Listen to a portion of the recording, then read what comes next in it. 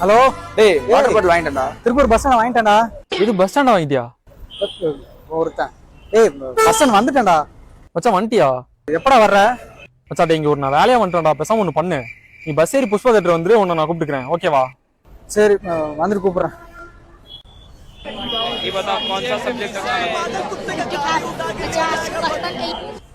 இன்னும் ஒரே ஹிந்திக்காரங்களா இருக்காங்க.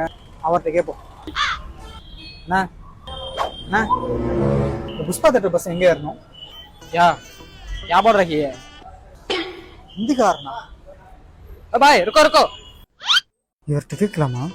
பார்க்க பானிபூரி விற்கிறவமா இருக்காரு. வேற யார்ட்டாச்சும் கேட்போம்.